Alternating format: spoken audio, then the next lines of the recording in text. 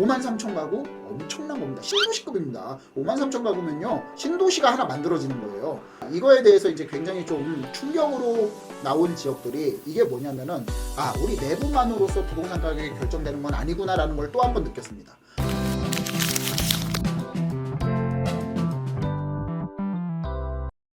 안녕하세요. 반갑습니다. 이충민의 부말리입니다. 요즘 가장 이슈가 되고 있는 게 바로 정비사업이죠. 서울시의 정비사업. 그러니까 재개발, 재건축으로 나뉠 수 있는데, 자, 오세훈 서울시장께서도 뭐 자양 4동이라든가 신당 9구역이라든가 정비사업에 굉장히 공을 들이고 있습니다. 하지만 이 정비사업에 공을 들이고 있는 이 와중에 국제 민간 항공기구 아이카오에서 완전히 찬물을 끼얹는 그런 발표가 있었습니다. 바로 고도 제한 완화라고 볼 수 있는데, 이 고도 제한 완화를 하면서 오히려 반경은 더 넓혀버렸죠. 그렇기 때문에 지금 목동이 난리가 났습니다. 그래서 뭐 여의도의 건물을 잘라야 되느니 아니면은 목동에 있는 하이페리온 건물을 잘라야 되느니 뭐 이런 얘기도 있을 정도로 말도 안 되게 당황스러운 발표라고 볼 수 있는데, 자, 이 고도 제한 국제 민간항공기구 아이카오에서 발표한 내용이 뭐며 이 발표로 인해서 어느 지역은 웃을 수 있고 어느 지역은 울을 수 있는지 한번 살펴보도록 하겠습니다. 자, 본격적인 내용에 들어가기에 앞서 저희가 항상 공지사항이 있습니다. 라이브 공지를 하는데 매주 수요일날 8시에 라이브를 하고 있습니다. 소통의 장을 마련을 하고요. 매주 일어나는 부동산 현상들, 부동산 시장들 분석을 해드리고, 그 다음에 궁금한 거 있으면 서로 소통을 하고 질문을 하시고 또 답을 해드리고 이런 시간을 갖고 있기 때문에 매주 수요일날 8시 퇴근하셔서 저녁 식사하시고 좀 편안한 마음으로 시청하시면서 서로 소통의 시간을 가지면 좋겠습니다. 함께 들어오셔서 같이 소통을 했으면 좋겠습니다.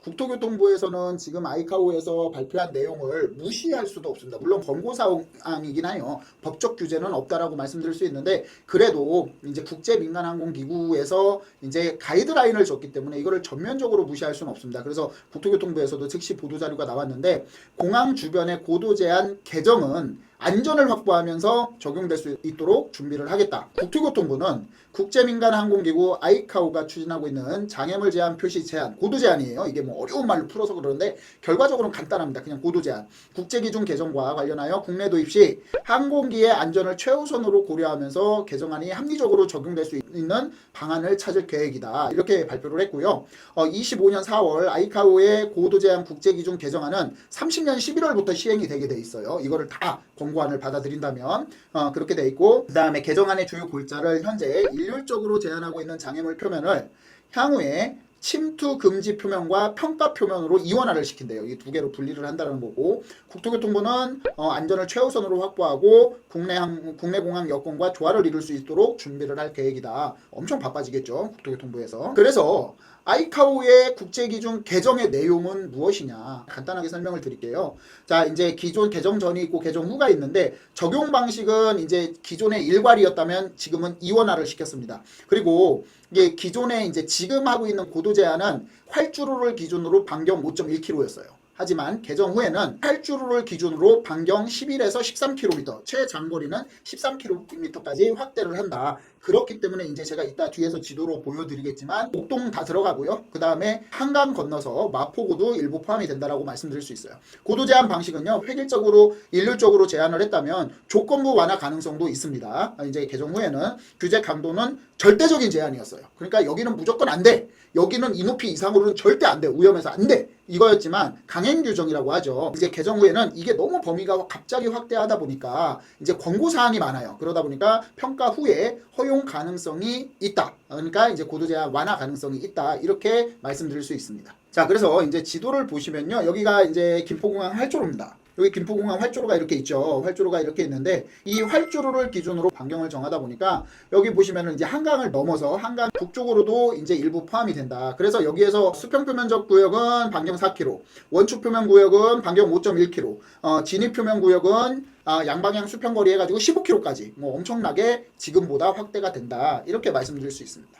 사실 우리는 뭐 고도 제한 완화, 뭐 강화 이런 거보다는 과연 이거에 미치는 부동산 시장이 어떤지 이게 제일 궁금하잖아요. 맞잖아요. 이게 제일 궁금합니다. 제가 이게 왜 중요하냐면, 지금 강서구 같은 경우에 제가 강서구에서 오래 일을 했었어요. 화곡동에서 오래 일을 했었고, 그 다음에 화곡동하고 신월 5동이 있는데 거기가 이제 김포공항 활주로 바로 위에예요.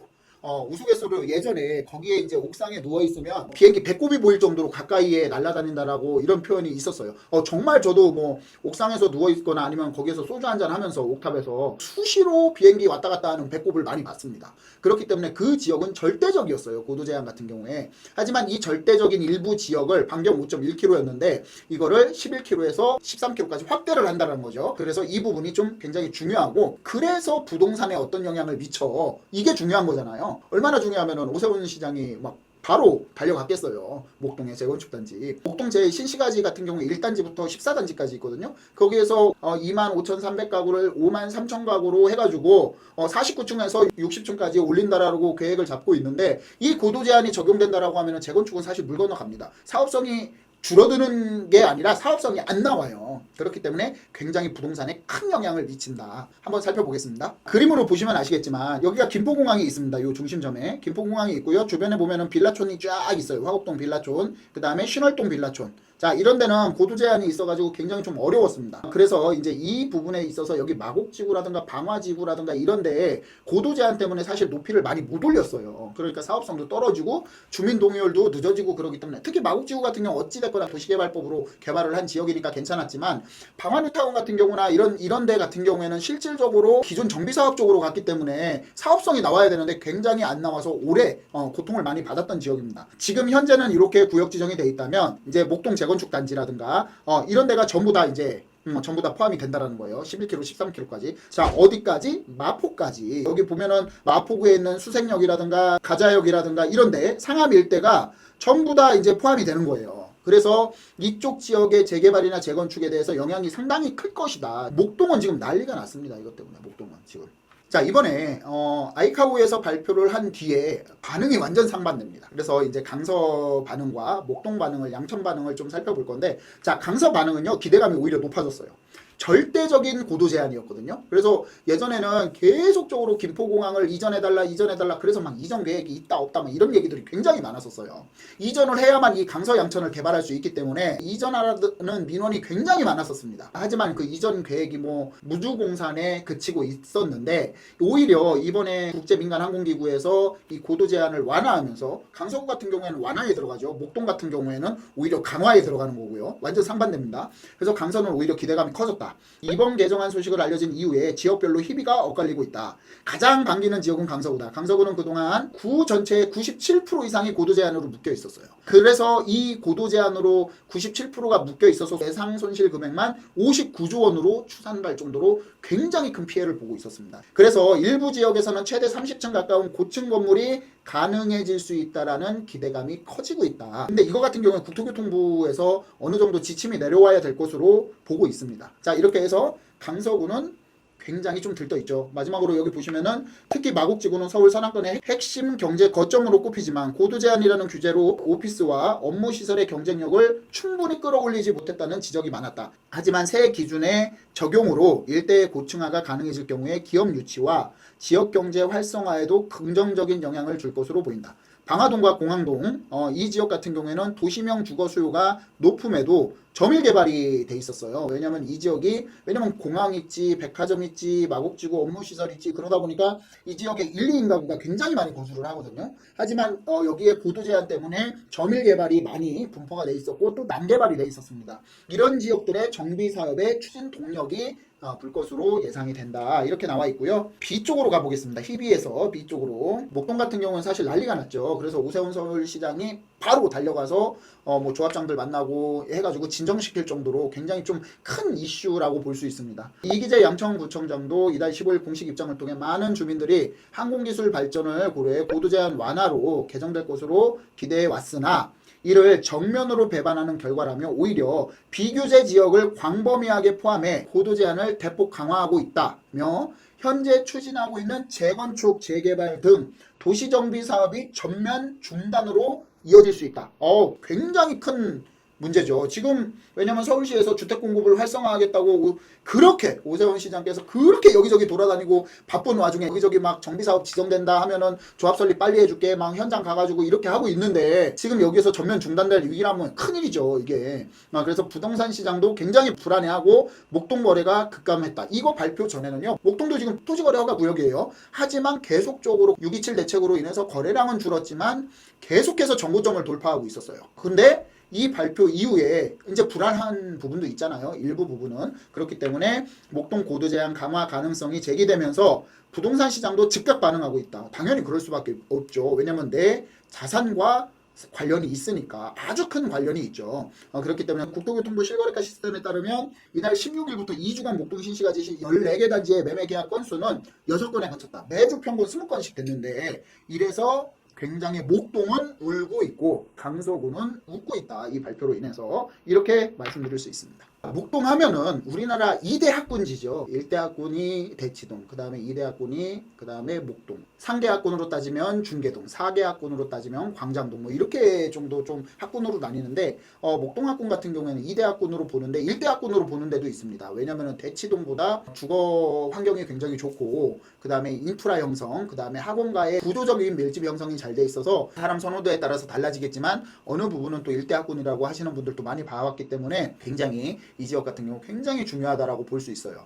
그래서 이 지역이 또 지어진 지가 30년이 다 넘었기 때문에 1단지부터 14단지까지 있는데 순차적으로 지금 재건축을 하기 위해서 지금 준비를 거의 다 하고 있었어요. 서울시에서도 토지거래 허가 구역으로 가격이 너무 상승하기 때문에 토지거래 허가 구역으로 지정을 해서 계속적으로 지금 유지를 하고 있는 상황입니다. 근데 지금 이 부분으로 인해서 굉장히 큰 일시적인 타격을 보고 있다라고 말씀드릴 수 있어요. 보시면은 학원가가 정말 잘 돼 있어요. 단지별로 해가지고 단지를 꼭 이게 뭐 같아요? 한강벨트 같죠. 한강벨트. 단지를 기점으로 남과 북을 갈리면서 한강벨트처럼 이렇게 학원가가 이렇게 밀집돼서 잘 돼 있습니다. 녹지축도 잘 돼 있고요. 그렇기 때문에 이제 단지별로 잘 형성돼 있다라고 볼 수 있고요. 자, 그리고 여기에서 지금 가장 큰 문제가 되는 게 이제 7단지하고 6단지예요. 6단지, 7단지인데 단지별로 49층부터 60층까지 이제 추진을 하려고 서울시와 다 협의가 되고 있는 상황이었는데 이게 만약에 이제 국제 민간항공기구에서 발표한 내용을 국토교통부에서 만약에 용인을 한다면 이러면 이 재건축 자체가 이제 물거품이 되는 거예요. 여기에서 재산권은 바로 날아가는 거죠. 그래서 사적 재산을 굉장히 침해하는 지금 대책이다. 이렇게 볼 수 있습니다. 그래서 여기 이제 목동에 소유하신 분들은 굉장히 지금 반발이 클 수밖에 없고 심리적 고통이 클 수밖에 없다. 그리고 부동산 시장에서 이 부분에 대해서는 정말 큰 충격이다라고 볼 수 있습니다. 물론 국토교통부에서 어떤 방향으로 향후 흘러갈지 서울시와 정부가 협의를 계속해서 나가겠지만 아마 이게 그 권고사항을 모두 다 받아들이기에는 아무래도 정부에서도 좀 부담이 있을 거라고 생각이 됩니다. 자, 그래서 지금까지 이제 국제 민간 항공기구 아이카오에서 발표한 고도 제한 완화, 고도 제한 범위 확대에 대해서 좀 설명을 드렸어요. 이거에 대해서 이제 굉장히 좀 충격으로 나온 지역들이 이게 뭐냐면은 우리 내부만으로서 부동산 가격이 결정되는 건 아니구나라는 걸 또 한 번 느꼈습니다. 예전에 뭐 IMF가 온다든가 금융위기가 온다든가 이럴 때도 절실히 느끼긴 했지만 이번에 정말 말도 안 되게 70년 만에 개정이에요. 70년 만에. 70년 동안 가만히 있다가 목동 사람들 같은 경우에는 마포 일부 사람들 같은 경우는 마른 하늘의 날벼락이죠. 그럼 강서는 어떠냐? 강서는 계속해서 그 지역적으로 손해를 감수해야 되냐? 이렇게 말씀하시는 분들 계신데 강서는 완화하면 좋은 거죠. 당연히. 근데 70년 동안 거기에 계속해서 오래 사셨던 분들은 새로 신규로 들어가시는 분들은 다 알고 들어가시는 거잖아요. 하지만 이제 70년 이상 거주하신 분들은 이제 억울하긴 하시겠지만 하지만 지금의 부동산 가치가 70년 전의 부동산 가치를 대변할 수는 없거든요. 그렇기 때문에 이런 것들은 정말 서울시도 그렇고 국토교통부도 그렇고 특히 가뜩이나 요즘에 이제 서울에 주택이 너무나 부족한데 얼마나 목동 신시가지 얼마나 입지적으로 좋습니까? 이 지역들. 그러니까 이런 지역들에 정말 필요한 지역들에 공급을 해서 53,000 가구 엄청난 겁니다. 신도시급입니다. 53,000 가구면요 신도시가 하나 만들어지는 거예요. 그렇기 때문에 이런 지역들을 국토교통부와 서울시가 잘 협의해서 고도 제한에 대한 목동의 규제를 어느 정도 권고사항이기 때문에 잘 검토해가지고 재산권도 지키고 그 다음에 부족한 공급도 늘리고 활성화시키고 이런 좋은 방향 쪽으로 나가기를 희망합니다. 자, 오늘 영상은 이것으로 마무리하겠습니다. 감사합니다.